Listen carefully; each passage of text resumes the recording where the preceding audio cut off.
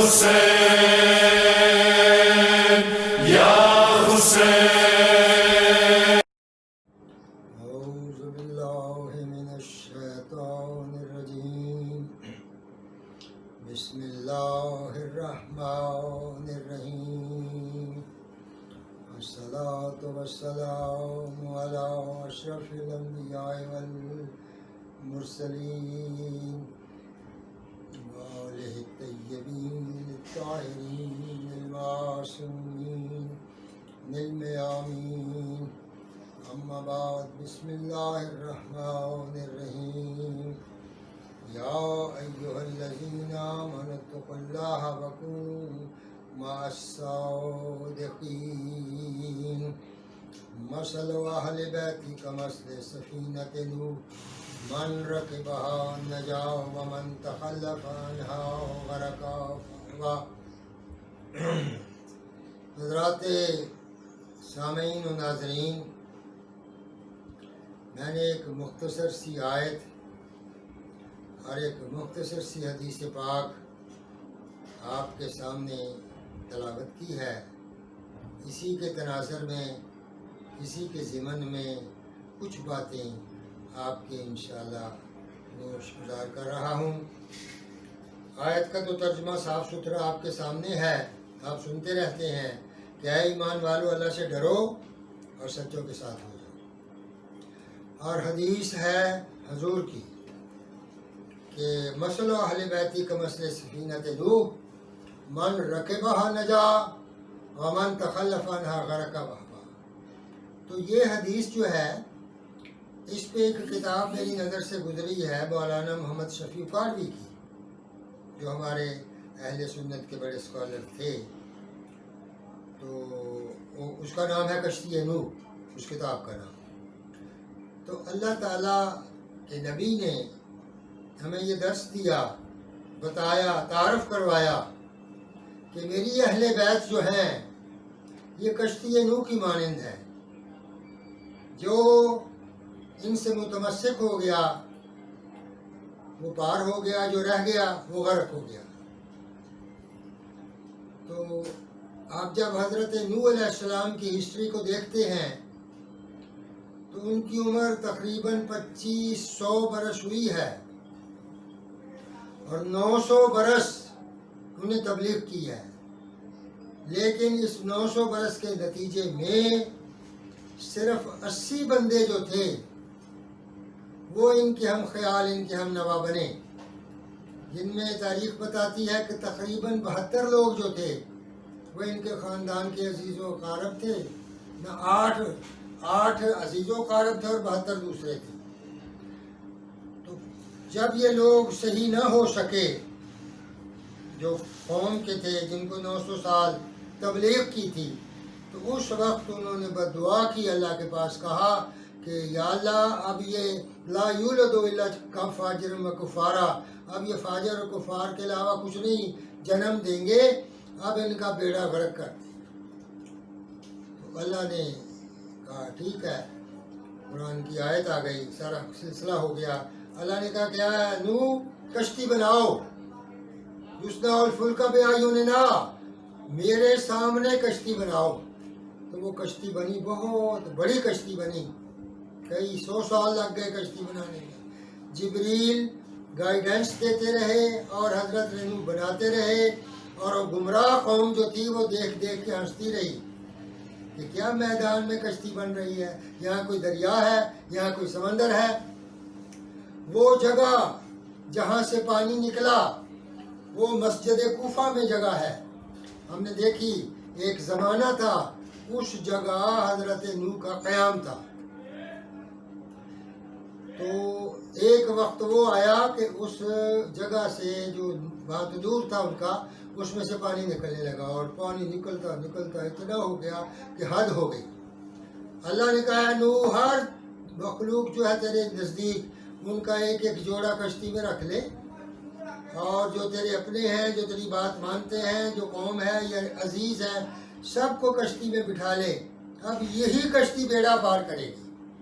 چنانچہ اس کشتی میں سب کچھ جمع ہوا اور پانی اتنا ہوا کہ کشتی تیرنے لگی. नूह का बेटा और नूह की बेगम वो हजरत नूह की बात को नहीं मानते थे, उनको बहुत समझाया, लेकिन वो जब ना समझे तो नूह का बेटा तो कहने लगा मैं पहाड़ पे चढ़ जाऊंगा, मैं बच जाऊंगा। नूह ने कहा आज बचेगा वही जो इस कश्ती में सवार होगा।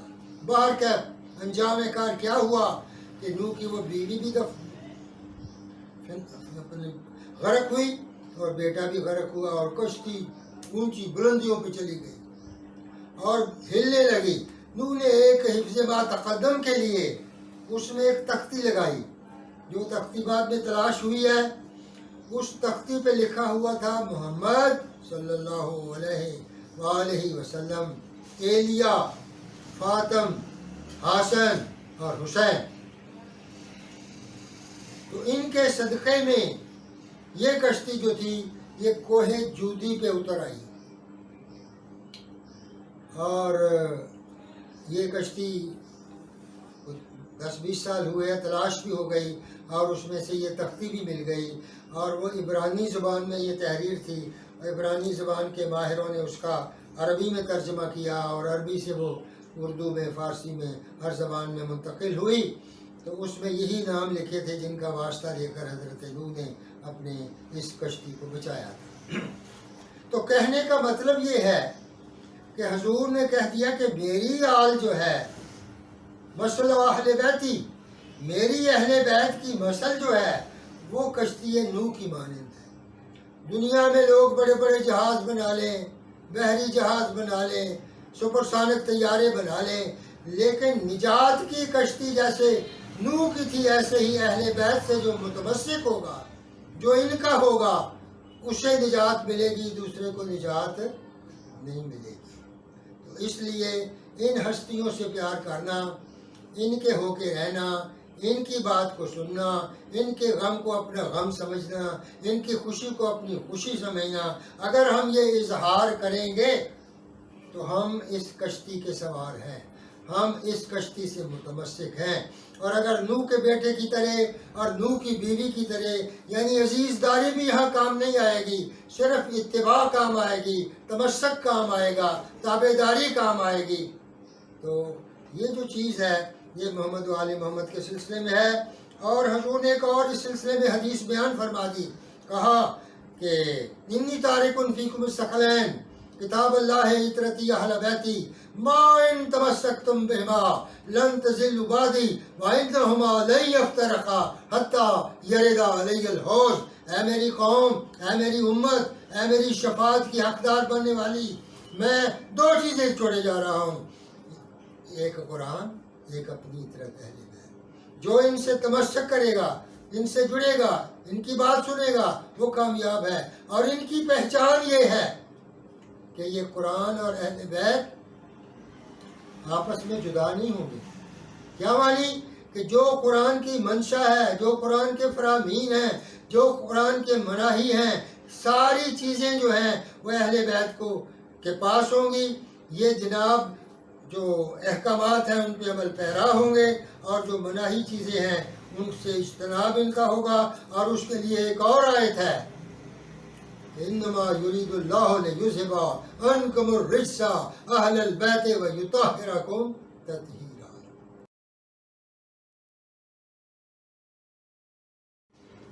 अऊज़ु बिल्लाहि मिनश शैतानिर रजीम। बिस्मिल्लाहिर रहमानिर रहीम। अस्सलातु वस्सलामु अला अशरफिल अंबिया वल मुरसलीन व आलिहि तय्यबीन अत्ताहिरीन मासूमीन आमीन। अम्मा बाद, बिस्मिल्लाहिर रहमानिर रहीम। क़ुल ला असअलुकुम अलैहि अजरन इल्लल मवद्दता फिल क़ुरबा सल्लल्लाहु सल्ली अला मुहम्मद व आले मोहम्मद। हज़रात सामीन, मैंने आपके सामने एक आयत तिलावत करने का शरफ़ हासिल किया है जिसमें रसूल खुदा से अल्लाह ताला ने कहलवाया कि कुल ला असअलुकुम, इनसे कह दो कि मैं आपसे कोई सवाल नहीं करता, कोई छया नहीं मांगता। कुल ला असअलुकुम अलैहि अजरन इल्लल मवद्दता फिल क़ुरबा, सवाए मेरे करीबियों से मुवद्दत करो। तो صحابہ رضوان اللہ علیہم نے جو وہاں حاضر تھے انہوں نے پوچھا یا رسول اللہ آپ کے قربا کون سے ہیں؟ تو اس وقت حضور نے فرمایا کہ وہ میرے قربا جو ہیں یہ ہر کتاب میں چاہے وہ اہل سنت کی ہو چاہے شیعہ کی ہو اس میں موجود ہے کہ حضور نے فرمایا کہ میرے قربا جو ہیں وہ حضرت علی علیہ السلام ہیں، حضرت فاطمہ سلام اللہ علیہ ہیں، حسنین شریفین ہیں اور امام حسین علیہ السلام کی اور امام حسن کی اولاد جو ہیں یہ میرے قربا ہیں، ان سے مودت کرو تو میں راضی ہوں۔ ہوا کیا کہ جب حضور تبلیغ کر چکے تو لوگوں نے سوچا کہ اتنی تبلیغ حضور نے کی ہے، اتنی مشقتیں حضور نے برداشت کی، انہیں کچھ دیا جائے، ان کو اجر دیا جائے، اور ایسا دیگر امتیں بھی کرتی ہیں اپنے اپنے نبی کے دور میں، لیکن ہر نبی یہ کہتا رہا کہ میرا اجر جو ہے وہ اللہ کے پاس ہے۔ لیکن حضور سے اللہ نے یہ کہلوایا، اس شخصیت سے کہلوایا جس سے سارے مخلوقات جو ہے مانگتی ہے کہ ہمیں شفاعت ملے، ہمیں دولت ملے، ہمیں نجات ملے، ہمیں عزت ملے، لیکن آج اس شخصیت نے جو سب کو عزتیں بانٹنے والی تھی ایک سوال کیا، جو سوال بھی امت کے فائدے میں تھا کہ کل اسألکم علیہ اجرا الا المودۃ فی القربى، لیکن ہوا کیا؟ ہوا یہ کہ ادھر رسول خدا صلی اللہ علیہ وآلہ وسلم کی آنکھیں بند ہوئیں تو جناب سیدہ سلام اللہ علیہا جو تھی وہ باپ کے غم میں بلک بلک کے بآواز بلند رونے لگیں۔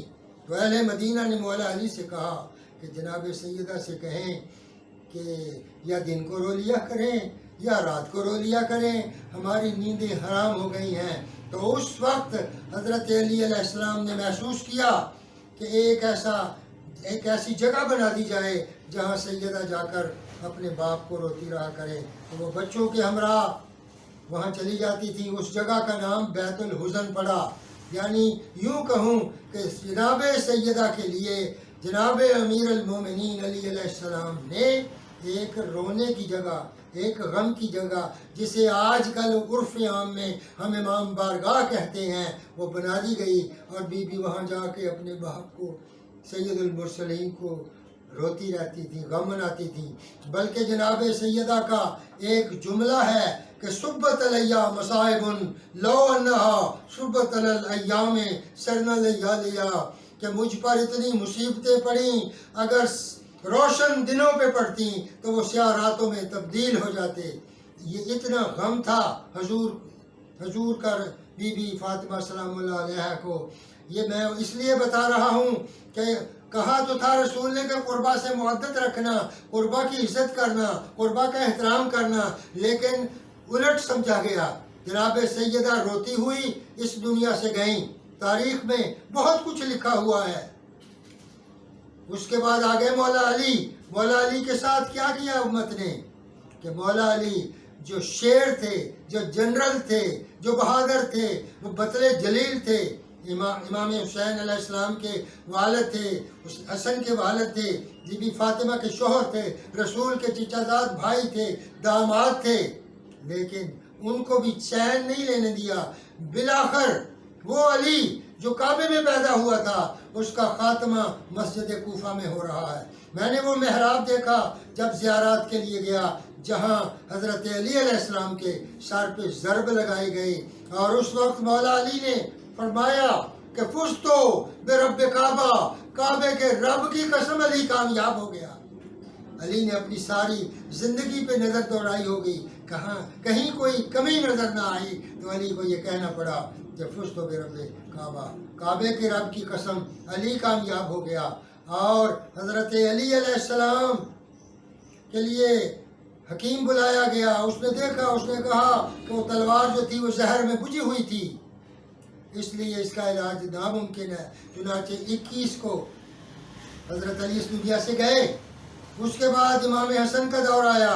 امام حسن کو جودہ بنت اشس نے زہر دی، جگر کے ٹکڑے ہو گئے، اور امام حسن بھی اس دنیا سے روتے ہوئے چلے گئے۔ اور یہ ایام جو ہیں یہ امام حسین علیہ السلام کے ایام ہیں۔ اس میں تو ظلم کی انتہا ہو گئی۔ یعنی ظالم کے دل میں بقول علامہ علی نقی یہ حسرت نہ رہی کہ اگر میں یہ ظلم کرتا تو شاید حسین بیعت کر لیتے. یعنی مظلومیت کی بھی معراج ہے اور ظلم کی بھی معراج ہے. حسین پہ کیا کیا ظلم ہوئے. وہ مدینہ، وہ مکہ جس کے لیے ہم تڑپتے ہیں کہ اس کی زیارت ہو، اس کی گلیوں کو دیکھیں، وہ مکہ اور مدینہ جو تھا حسین سے چھڑوایا گیا. مدینے سے روتے ہوئے، بلکہ حضور کی جب قبر پہ گئے تو وہاں آنکھ لگ گئی. حضور سے کہا نانا جان مجھے اپنی قبر میں سنبھالو. اس حالت میں حسین 2 محرم الحرام کو کربلا میں پہنچے. 7 کو پانی بند ہوا. 9 اور 10 کو آخری کام جو تھا وہ فجر کی نماز کے وقت تیروں کی بارش حسین پہ ہوئی اور حسین کے کچھ سپاہی شہید ہوئے. اس کے بعد جنگ ملغوبہ ہوئی جس میں 50 جو تھے حسین کے سپاہی جاں نثار جو تھے وہ شہید ہوئے. اور اس میں ان شہیدوں میں ایسے بھی شہید ہیں جو ابھی بچے تھے. امام حسن علیہ السلام کا بیٹا قاسم ابن الحسن وہ بھی ساتھ تھا. ایک موقع وہ آیا، وہ آ کے امام حسین کے سامنے پیکر سوال بن کر کھڑا ہو گیا کہ چچا جان مجھے اجازت دو کہ میں بھی میدان جنگ میں جاؤں. امام نے کہا تو میرے بھائی کی نشانی ہے. تو حضرت قاسم روتے ہوئے آئے اپنی ماں کے پاس. ماں نے کہا کہ جو تعویذ باندھا ہوا ہے نا بازو پہ اسے کھول کے دیکھو. آپ کے بابا نے کہا تھا کہ مشکل وقت ہو تو دیکھ لینا. تو جب کھول کے دیکھا تو امام کے نام، حسین کے نام خط تھا، رکا تھا کہ میری طرف سے قاسم کو اجازت دی جائے. قاسم گئے. جب قاسم گئے تو ان کے مقابلے میں جو بھی آیا، ارزق پہلوان تھا ایک، اس کے 4 بیٹے جناب قاسم کے مقابلے میں آئے. حضرت قاسم علیہ السلام نے انہیں تہ تہ کیا. پھر وہ بفرا ہوا دشمن سامنے آیا. اس وقت دعائیں کی امام حسین نے، حضرت زینب نے اور حضرت قاسم کی والدہ نے دعائیں کی کہ مولا اس کو بھی فنار کر. تو حضرت قاسم نے اسے بھی فنار کیا.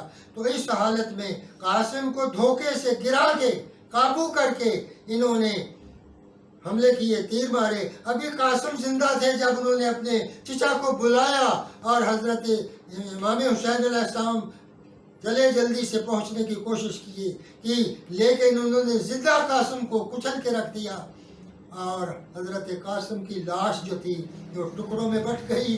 حضرت قاسم کے لیے امام حسین نے کپڑا بچھایا اور ٹکڑوں کو اکٹھا کیا کر کے خیموں کی طرف لائے اور بیویوں میں کوہرام مچ گیا جب حضرت قاسم کی لاش وہاں پہنچی. وما علینا الا البلاغ المبین. مولا ان شہدائے کربلا کا صدقہ ہم سب کو اپنی عافیت میں رکھ، ہمارے بچوں کو عافیت میں رکھ. مولا جو مریض ہیں ان کو شفائے کاملہ عاجلہ عطا فرما. مولا ہماری مستورات کو سیرت زینب سلام اللہ علیہ پہ چلنے کی توفیق دے. مولا ہمارے دل میں جو امام حسین علیہ السلام کے غم کی حرارت ہے اس کو قائم دائم رکھ اور قیامت تک ہماری نسلیں یہ ذکر کرتی رہیں.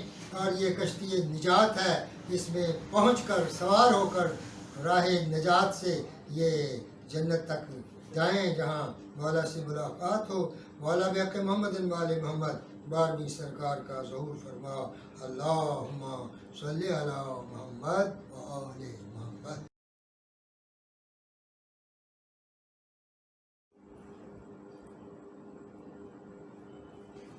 عرض کیا ہے، سلام ہے کہ ایک عبد خدا آیا ہے اللہ کے گھر میں، وصاف نے کیا رنگ بھرے ایک بشر میں. دعوی سلونی جو کیا علم کے در نے، اسرار عیاں ہو گئے سب اس کی نظر میں. احسا کوئی کیا علم امامت کو کرے گا، ہے علم لدنی کے خزانوں کے شہر میں. آقا کی رسالت کے گواہ بن کے ہیں آئے، یہ عالی شرف رکھا ہے مولا کی سیر میں. ایک ضربت حیدر کا شرف کون بتائے، ثقلین سے افضل ہے. صدا گونجی دہر میں جو آل سے برگشتہ خدا اس سے ہے نالا. اللہ کی رضا ملتی ہے بس آل کے گھر میں. جو ان سے رہے دور رجس اس کے قرین ہے، اس دوری کے باعث وہ جلے نارے سقر میں، مولا کی محبت میں ملے کوثر و تسنیم، دل ان سے مزین ہو چمک جیسے گوہر میں۔ یہ مجلس و ماتم کی صدائیں، یہ قصیدے، ہر رنگ اعضا رہتا ہے مولا کی نظر میں۔ گر پل سے گزرنا ہے اجازہ لے علی سے، دشمن جو علی کا ہے گرے گا وہ سقر میں۔ کرتاس و قلم روتے ہیں اور ارض و سما بھی خون روتے ہیں، اشجار ہے غم شمس و قمر میں۔ سب اہل حرم گریہ گناہ ہوتے تھے اس دم، گرتے تھے جو بچے کبھی اس راہ سفر میں۔ افسوس کہ امت نے قدر ان کی نہ جانی، سر سب کو جھکانا تھا رسالت کے اجر میں۔ خون بار جو اصغر کو کیا تیر جفا سے، دل تھام کے مولا نے رکھا ننھی قبر میں۔ شفقت کو عطا حج و زیارت کا شرف ہو، کشکول بکف بیٹھا ہے یہ راہ گزر میں۔ اب میں ایک نوحہ آپ کو سناتا ہوں۔ زینب ہوئی غم گسار، خالی آیا راہوار، ہر طرف تھی یہ پکار، واہ محمدہ واہ علیہ واہ حسینہ۔ سر ہے نیزوں پر سوار، خیموں میں ہے لوٹ مار، آل ہوئی بے قرار، واہ محمدہ واہ علیہ واہ حسینہ۔ اسپِ مولا خوں میں تر، رو کے دی اس نے خبر، روئی زینب زار زار، واہ محمدہ واہ علیہ واہ حسینہ۔ بابا قتل ہو گئے خاک پر ہے سو گئے، بچی کو تھا انتظار، واہ محمدہ واہ علیہ واہ حسینہ۔ بین یہ خاہر کے تھے ہائے ہم تو لٹ گئے، ذبح ہوا شیر خوار، واہ محمدہ واہ علیہ واہ حسینہ۔ ڈر گئے بچے تمام جب ہوا یوں اژدہام، اماں اماں کی پکار، واہ محمدہ واہ علیہ واہ حسینہ۔ گوشے چھن گئے گوشوارے چھن گئے، کان زخمی ہو گئے، روئی بچی زار زار، واہ محمدہ واہ علیہ واہ حسینہ۔ رسن بستہ حال ہے غیر سب کا حال ہے، ناکوں پر ہیں یوں سوار، واہ محمدہ واہ علیہ واہ حسینہ۔ شفقت غم سے چور ہے شام بہت دور ہے، پاؤں میں چبھتے ہیں خار، واہ محمدہ واہ علیہ واہ حسینہ۔ اللہم صلی علی محمد و آل محمد۔ دعا ہے صدقہ محمد و آل محمد اللہ تعالیٰ ہم سب کو اپنی حفظ و امان میں رکھے، پاکستان کو دن دگنی رات چوگنی ترقی عطا کرے، ہماری معیشت کو، ہمارے حال کو، ہماری حکومت کو اچھے طریقے سے کام کرنے کی مزید مہلت دے، اور مولا تمام مریضوں کو بحق چہاردہ معصومین شفائے کاملہ و عاجلہ عطا کرے۔ مولا سب مقروض حضرات کو ان کے قرض ادا کرنے کی مہلت دے، توفیق دے، اور خفیہ خزانوں سے ان کی مدد کرے، اور جو بیمار ہیں انہیں شفا مل جائے، جو بیچارے بے گناہ قیدی ہیں ان کی قید رہا ہو جائے، اور دنیا کے طول و عرض میں جہاں حسین حسین ہو رہا ہے اللہ ان کی حفاظت فرما، جیسے رسول خدا کی مدد کے لیے فرشتے بھیجے تھے۔ یہ کام غم کا فرشتوں کا بھی کام ہے، حوروں کا بھی کام ہے، جنات کا بھی کام ہے، اور مومنین اور مسلمین کا بھی کام ہے، سبھی اس میں شریک ہیں۔ یا اللہ 12ویں سرکار کا جلدی ظہور فرما، اور ہم سب کو اپنی عافیت میں رکھ، وما علینا الا البلاغ المبین۔